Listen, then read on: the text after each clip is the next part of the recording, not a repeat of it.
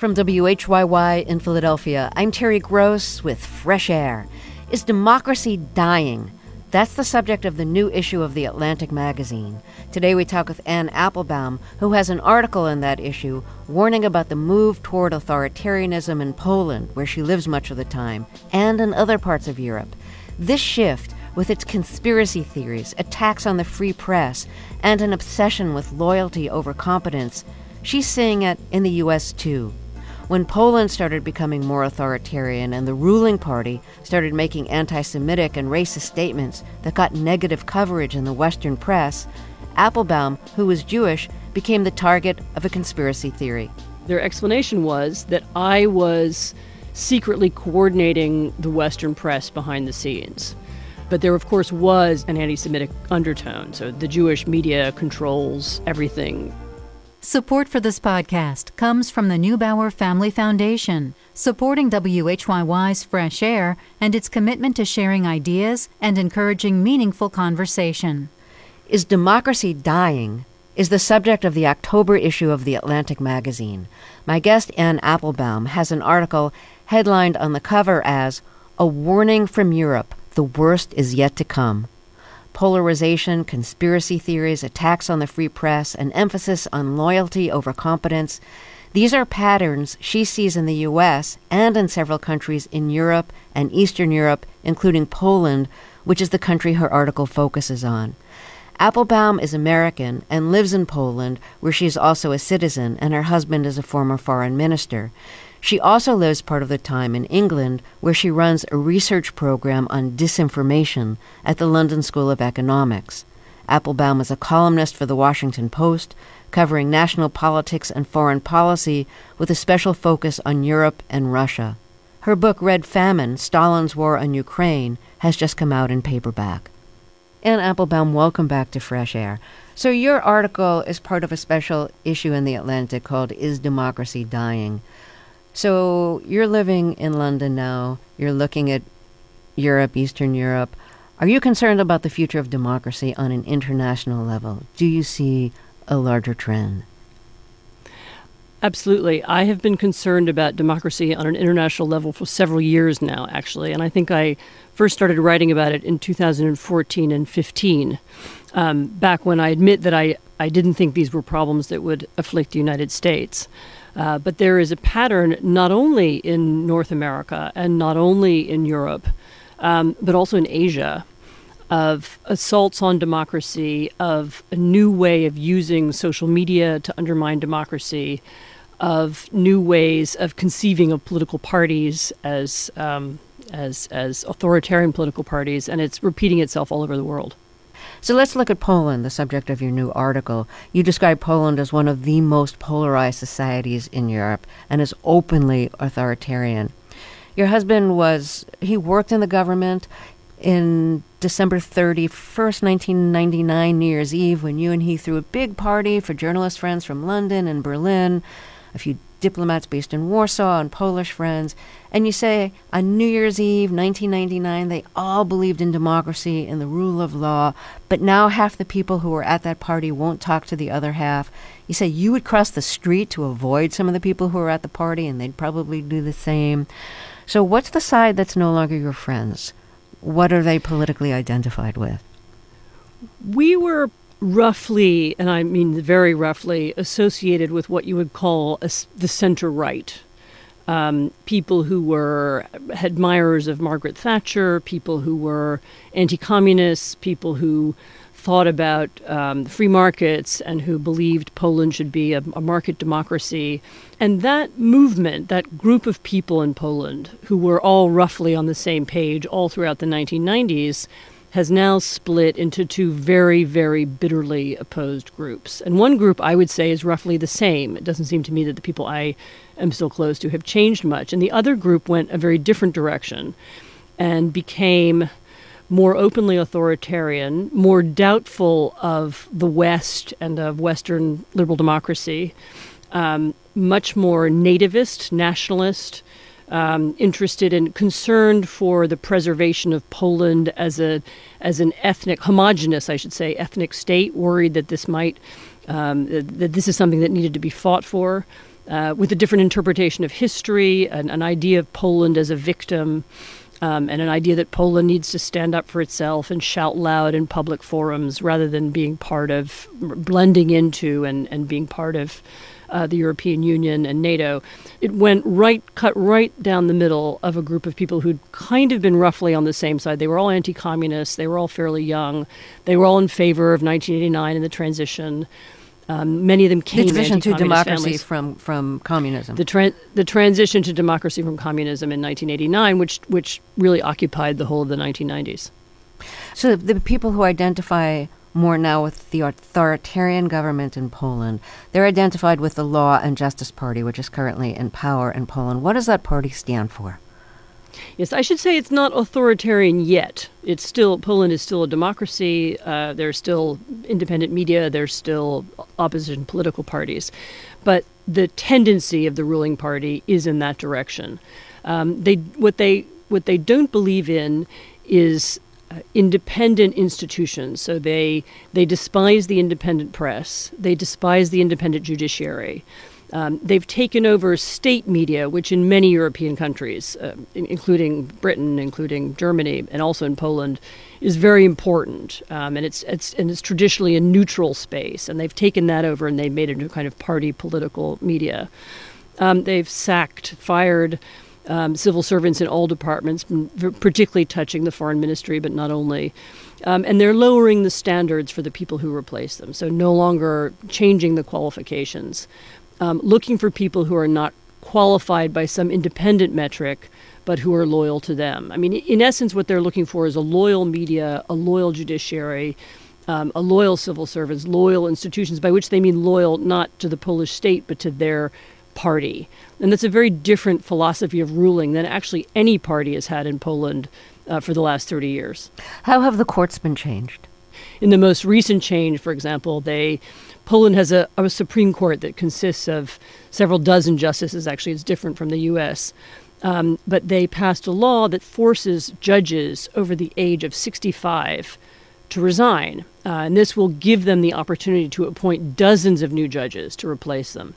And this is, if you can imagine a U.S. president suddenly getting out of the blue to replace 6 out of 9 members of the Supreme Court, you can see how this is a form of court packing, designed to put, again, people who are loyal to them into the court. And what about changes in the media in Poland? So the media is subtler. Some parts of it are subtler. That, as I said, the state media has been taken over, and instead of being a neutral source of information, is now a party political broadcaster. It's actually very. It's a little bit like the Communist Party media used to be. It's very sarcastic. It's very angry. It's very anti-opposition and very pro the ruling party. But they've also put subtle pressure on independent media. So, for example, putting pressure on companies who advertise in independent media. They're trying to starve them out so that they bankrupt them. Again, imagine an American president telling companies, you can't advertise in the Washington Post or you can't advertise on CNN. That's a little bit like what they're trying to do, particularly to large companies that need government contracts, that need good relations, and they have scared a lot of them. You've used the word illiberal. I'm seeing the word illiberal used more and more. What does it mean to you? It's a tough word to use because the term illiberal democracy is a contradiction in terms. I mean, I don't think you can have a democracy that isn't liberal, that doesn't have a balance of powers. But it's a stopgap term because the phenomenon that we're seeing, we don't yet want to use harsher words. We don't want to talk about fascists. We don't want to talk about authoritarian in every case. But we want to use a word that describes political parties that are pushing back against the institutions of liberal democracy, and by which I mean, again, courts, the media, the civil service, the balance of powers, in some cases parliaments. And so the word illiberal has become I think it's a better word than populist, because populist is an even vaguer, less clear what it doesn't necessarily mean authoritarian, whereas illiberal I think implies authoritarianizing parties that are pushing the state in the direction of a one-party state and away from competitive democracy. You're also ready to give up on words like left and right. Why? Left and right, I think, were words that describe the politics, of the last half century or so, when the real political battle was mostly economic, and it was a battle about the size of the state. So it was about people who wanted a large state, and we called them left-wing, and they wanted more government involvement in the economy, and people who wanted a smaller state, and we called them right-wing. And that's roughly, particularly in the Anglo-Saxon world, that's roughly what it meant. That isn't the main battle line anymore. Particularly in Europe, although not only, the battle line is now often between people and parties that believe in liberal democracy, that believe in balanced institutions, and in Europe that believe in the European Union and international cooperation, and parties which are nativist or nationalist, and which believe in closed borders, which believe in greater state sovereignty. And which you might roughly describe as illiberal. For example, in the last French election, we had a very clear contest between a liberal and an illiberal party, and they were not, in any classic definition, in any 1990s definition, they were not left and right in the old sense. And I think those words are now misleading because they don't really describe the issues that people are arguing. When people are now arguing about issues of identity, of nationality, they're not arguing in the same way about the size of the state. Are there a lot of conspiracy theories now circulating in Poland and being published in state-run media? Well, in Poland, there's one big conspiracy theory, or as I've described it in the article, it's a medium-sized conspiracy theory because it doesn't seek to explain everything. It's the theory that a plane crash in 2010 that killed one of the previous presidents of Poland, who is the brother of the leader of the more authoritarian ruling party. And there's a theory that it's sometimes couched in different ways, but the theory is that it wasn't an accident, that it was planned by the Russians, that maybe the opposition parties who were then in government had a role in it, that it was a cover-up, it was a denial, and so on. And this theory, which was at first not, I don't think, was believed by the president's brother, the one who's alive, has been worked on and promoted and agitated until it really became almost a driving cause of the party. I say in the article that it reminds me a little bit of the way birtherism functioned for Donald Trump. And I think also, because we all underestimated how powerful this was, because they never have produced any proof. They've never shown anything that disputed the official reports. They don't have any alternative explanations. All the reports, I should say, showed that the crash was an accident, probably caused, incidentally, by the brothers' desire to land quickly. This was a flight that was going to Russia. It was landing at a memorial site where many Polish soldiers were murdered by the Soviet government during the Second World War, and the president was eager to get there to start his election campaign. But they were never able to show any alternative, and we all underestimated how powerful this was. We thought, well, they don't have any facts, they don't have any proof. Why would people believe them? But it's a little bit, as I say, like birtherism in the United States. I think many people underestimated how powerful that was, but actually, very large percentage of Americans believed in that, and that motivated how they then felt about the elections in 2016. And I think the similar thing happened in Poland. You have been the target of some conspiratorial thinking. What's the conspiracy about you? Well, the conspiracy about me is that I'm the American-born wife of a Polish politician, which is always odd, actually, in any country, to be fair. And so people are always interested in me. I'm also a journalist, and that also is unusual, and so people were interested by that. After the Law and Justice government came to power in 2015, for the first time in decades, really, Poland started to get very bad press. So as they started their crackdown on the media, as they started their crackdown on the courts, as they came out with racist and anti-Semitic statements, they began getting bad write-ups in the New York Times or in Le Monde or in Western press. And they needed some way to explain this. And so their explanation was that I was secretly coordinating the Western press behind the scenes, that it was me in charge of, I don't know, Le Monde and the BBC and Dutch television and, La Repubblica in Italy, and it was me who actually coordinated all this coverage. And actually, my husband and I dealt with it by making fun of it.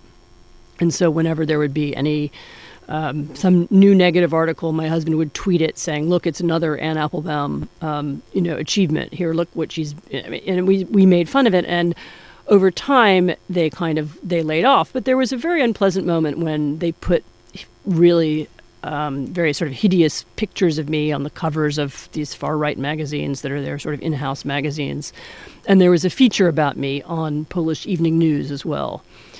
Implying that I'm behind all this. So you have to, in a small country, it was a lot of coverage. You must have kind of found it odd and strangely funny to be accused of having way more power than you have. Well, as I said, that we tried to make it into a joke. I'm all powerful. Of course there was, and this was very hard for me to admit because I've lived in Poland for on and off for almost 30 years, and I had never had any personal experience with anti-Semitism of any kind, actually.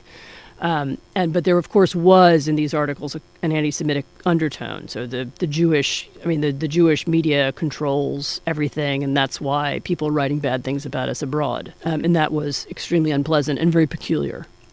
So what was the point of targeting you and making it seem like you were responsible for controlling the Jewish-controlled media, and that you were controlling like negative things about Poland that were being written? Yeah, I think they needed to explain to their followers why there was all this bad press, and they needed to explain away the arguments of that press. People were writing, as people wrote about their so-called judicial reform, pointing out that it was illegal. They needed to push back and say, this is all lies. And, it's a way of creating an alternate reality. Again, we need to explain away. We need a theory that explains why this is happening, and it can't just be because we're doing bad things and we're disgracing our country. There needs to be an explanation and a scapegoat, and that was why they chose me. I think it was also an attempt to intimidate me and to get me to stop writing about them. Is the move toward authoritarianism in Poland affecting your day-to-day life when you live there? And I don't mean personal attacks on you, but just day-to-day life. So very slowly it will begin to. The crucial question is what happens to the courts. Because once there ceases to be a reliable judicial system, and by the way, Poland's court system right now is not particularly corrupt. It has problems and it's very slow. But it's not a bad or evil court system. And once that ceases to be the case, then yes, I think there will be big repercussions in ordinary life. And it'll be felt by everybody. What kind of repercussions? Well, if you have a court system which is politicized, and so, I don't know, I imagine you have a car accident and one of the people you have an accident with is a member of the government. And this was actually a real case that happened recently. And the member of the government was speeding. It's you who will be blamed and not the member of the government. In other words, once the judges are party judges, then they can make, and that's maybe a trivial example, but then they can begin to make decisions that are favorable to the party. Now, there's another recent example where there was a member of the opposition was arrested on various dubious grounds for a supposed corruption charge that was unproven. If you had a totally politicized court system, then he would be put in jail, and there wouldn't be. In this case, he got off, and the proof was so weak that I think they decided not to pursue it. It wasn't a good enough case. But you can imagine politicized cases where they would begin to arrest people. I mean, perhaps a better example is not the courts, but the politicized civil servants. So I know numerous people who've lost their jobs, and these are competent, apolitical people, who simply have the bad luck not to be in the ruling party. And this hasn't affected me because I have my profession is different. But people who work in all kinds of government ministries, in local government, people who work in, we know quite a lot about it, obviously, about the foreign ministry. So very competent, educated civil servants who've served multiple governments suddenly find that they're unemployed. And that has affected a lot of people and many people that we know.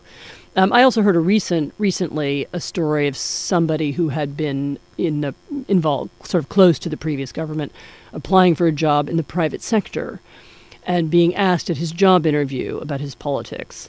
And that's because private companies, including some Western companies who are in Poland, are now afraid to employ anybody who might be seen as a government critic. Because, again, it's a small country and the government's ability to influence your business can be very strong. My guest is Anne Applebaum, a columnist for The Washington Post. Her new article warning about the move toward authoritarianism in Poland and other parts of Europe is in the October issue of The Atlantic, which focuses on the question, is democracy dying? We'll talk more after a break. This is Fresh Air.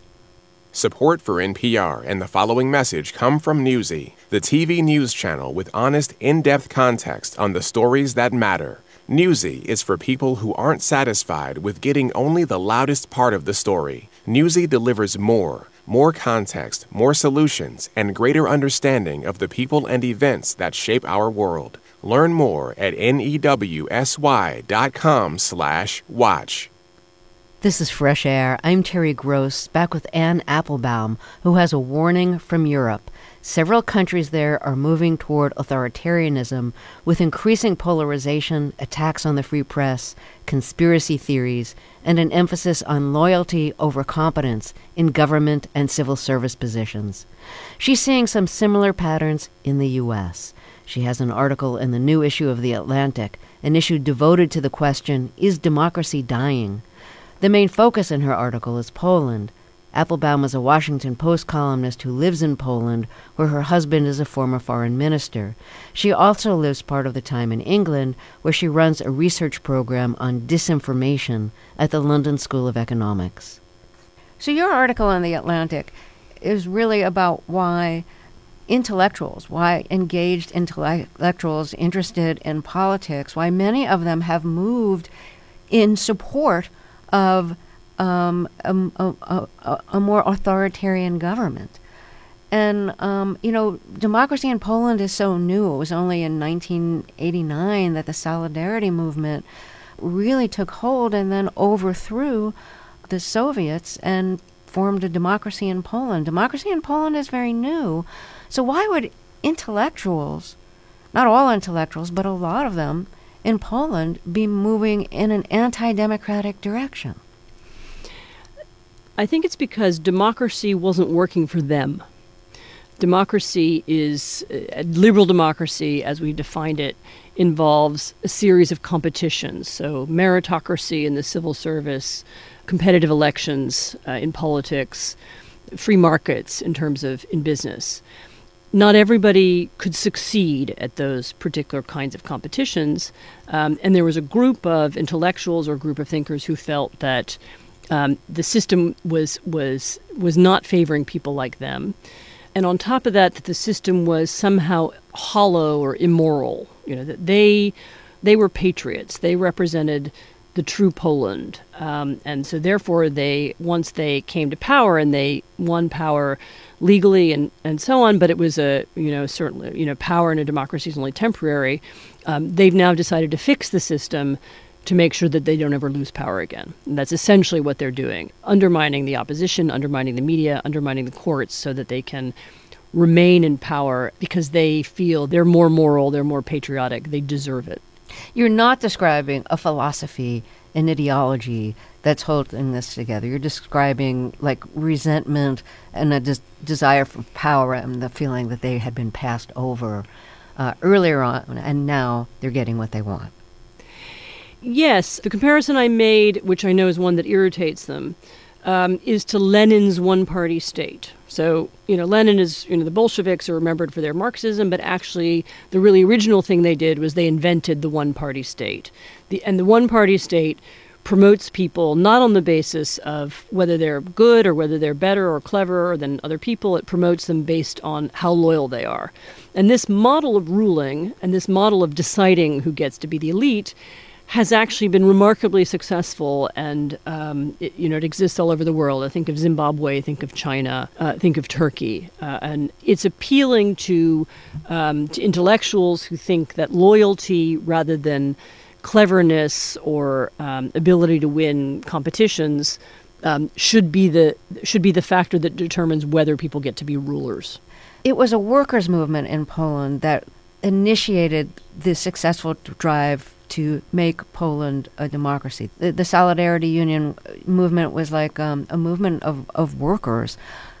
Is there a lot of worker opposition now in Poland to the move toward authoritarianism, the move away from democracy that workers worked so hard to create? There's a lot of opposition in general to them. One of the reasons I'm quite hopeful about Poland is that it's been clear that millions of people, in fact, have been willing to demonstrate against them, or willing to demonstrate against the so-called judicial reform, which is really an exercise in court packing. People have demonstrated against very strict new abortion laws. For example, you had a large women's movement out on the street, and those demonstrations have had a huge range of people in them: workers, middle class, intellectuals of all kinds. So I think there's still a healthy opposition in Poland. So recently, the president of Poland, Andrzej Duda, and the president is less powerful than the prime minister. So the president of Poland recently met with President Trump. And one of the things that the president of Poland said was, "I would very much like for us to set up permanent American bases in Poland, which we would call Fort Trump." What was your reaction when you heard that? How did you interpret that? Well, the Poles have wanted a greater American military presence in Poland for many decades. Several Polish administrations, including my husband, have asked for that. But of course, what that looked like to me, and I'm not alone, what it looked like to many people in Poland was almost a kind of act of desperation. The Poles have had a lot of trouble with almost all of their European allies in recent months and years, precisely because of their internal assault on democracy. And the one ally that doesn't seem to care about that right now is the United States. And they see in Trump a kind of an ally precisely because he himself is capable of criticizing judges who he doesn't like. He himself appeals to those same kinds of illiberal sentiments that they do. And they think that they can have a special relationship with him, and this will sort of solve all of Poland's security problems. And so that's made them almost penitents in the United States. They'll do anything for Trump's approval because right now they have no more allies. And it's really a tragedy because for 20 years, Poland's been building close relationships with Germany, with Britain, with France. And all of those are now rocky, but they have put all their chips on President Trump, hence the idea that we would have Fort Trump. A lot of people in the United States are concerned that we're moving toward illiberalism. What's your perspective of what's happening in America in the Trump administration, seeing it in the context of what's happening in Europe as several countries move further toward the far right, further toward authoritarianism? Trump uses the language of illiberalism all the time.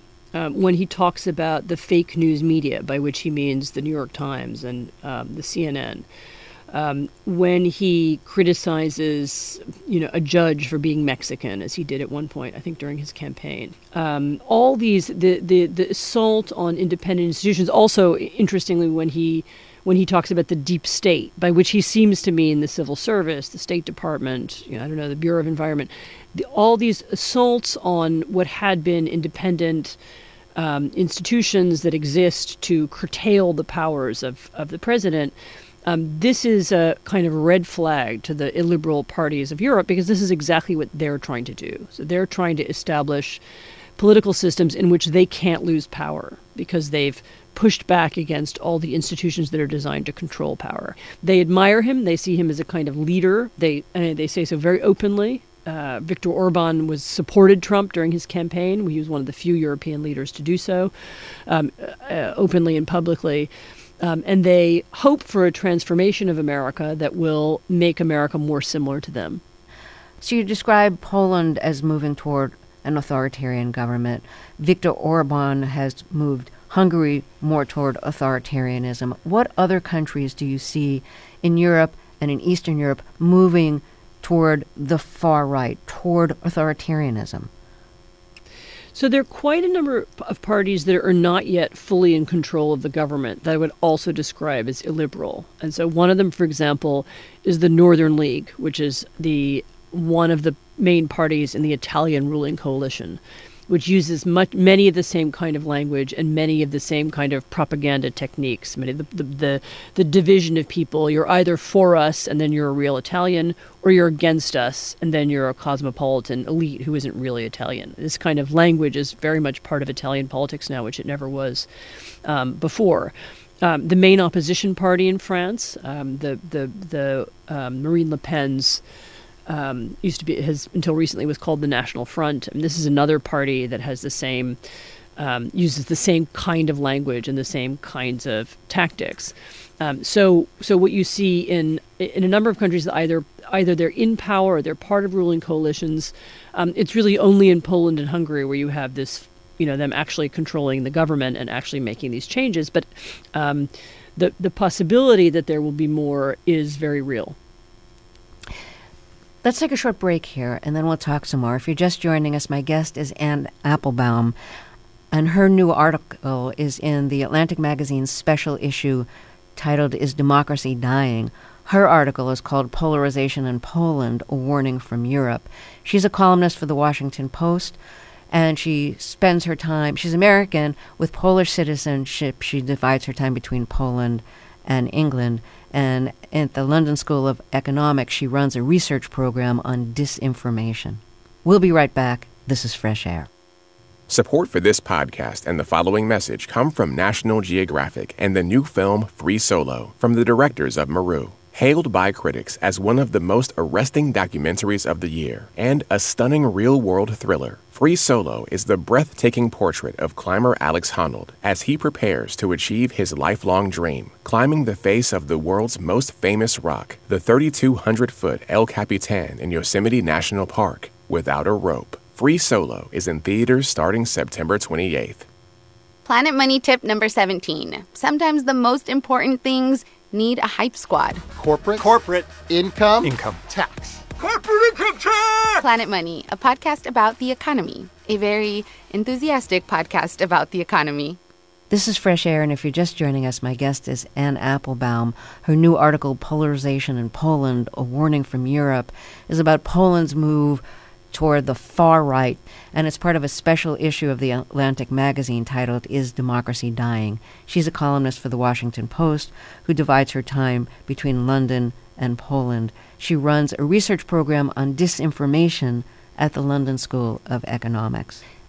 You recently wrote, maybe we in the United States underestimated the degree to which our Constitution, designed in the 18th century, has proved insufficient to the demands of the 21st century. Can you elaborate on that? When it was originally written, our Constitution was designed with the idea that it could contain a president who was a populist, who was a rabble-rouser, who sought to destroy institutions. And, for example, it included the institution of the Electoral College, which was meant to put a layer of kind of educated people in between the popular vote and the president. It included the 25th Amendment, which was supposed to allow the cabinet to get rid of a difficult or unconstitutional, badly behaved president with no problem. But it contained methods of impeachment. All of these methods of controlling the president have atrophied. The Electoral College doesn't really function anymore, except in name. Its real function now, or its real effect now, is merely to give more power to rural America than to urban America. That's really what its effect is. It doesn't do what it was originally meant to do. More to the point, both impeachment and the 25th Amendment are now so highly, they're so polarized, they're so difficult to use that it's almost as if people don't dare use them. even to talk about it can get you fired in the Trump administration.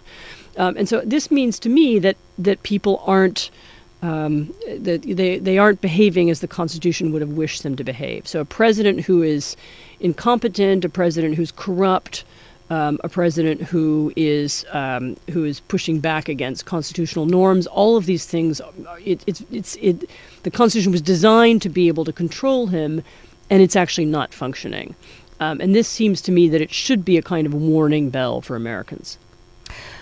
You know, you've said that a lot of Americans assume that if the Trump presidency is a bit of an anomaly, that when the presidency is over, that America will return and American institutions will return to the status quo. You question that, and I wonder on what grounds you question that America will return to the status quo. Well, we see that the Trump when the Trump administration undermines norms, when it, for example, establishes the fact that it's okay to put pressure on your Department of Justice, or that it's okay for the president to attack the media. Once Trump has done it, what's the guarantee to say that the next president won't do it? Or maybe the next president won't do it more effectively. There's no reason why the next president should go back to the previous situation and behave as presidents up until Trump behaved. We assume that things might get better again, but they might not. I mean, there are plenty of cases all over the world in which one president begins to break down the next system, and the one who follows takes advantage of it. America has a democracy that's hundreds of years old, whereas Polish democracy is relatively new. Hungary's democracy, relatively new.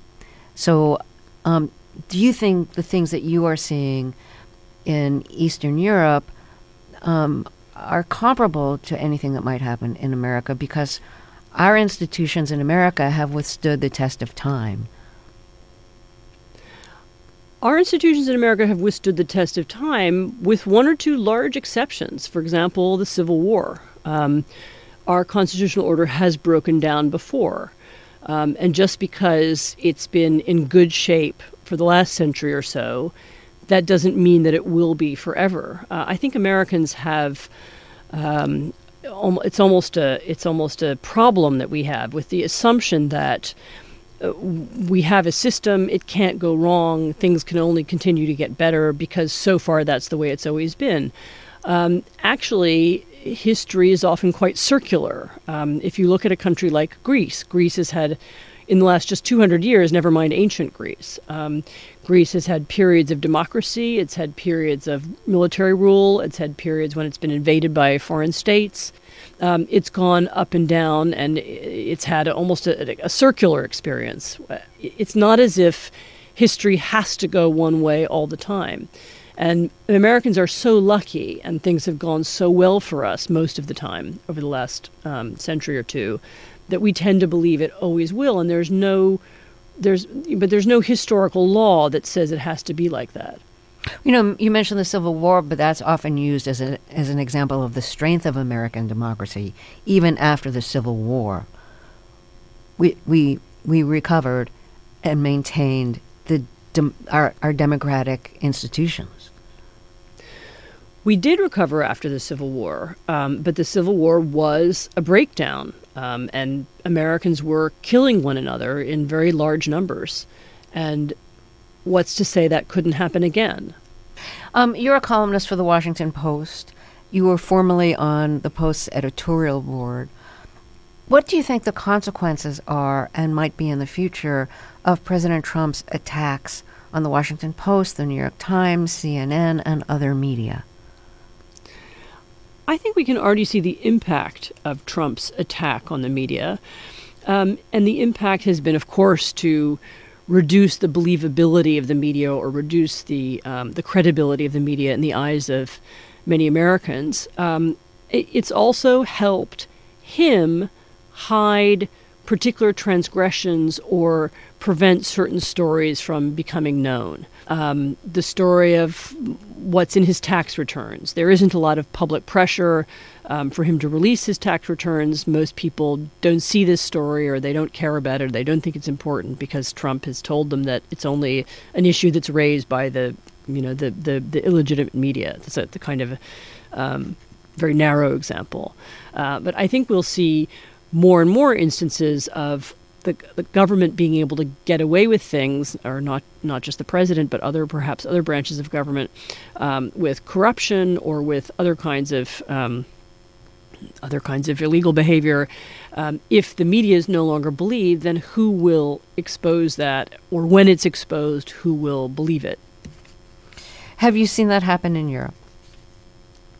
Yes, I think the undermining of the press has been a factor in the rise of illiberal parties and the rise of populist parties in almost every single European country. And almost all of them, beginning, middle, and end with attacks on the mainstream media, or what they call the mainstream media. And in an era when a lot of media is in trouble financially, it has a much less reach thanks to the advent of social media, these attacks have been pretty effective. Well, Anne Applebaum, I want to thank you so much for talking with us. Thank you very much. Anne Applebaum's article about the move toward authoritarianism in Poland and other countries in Europe is in the October issue of The Atlantic. An issue focused on the question, is democracy dying? Her book, Red Famine, Stalin's War on Ukraine, has just come out in paperback. This is Fresh Air.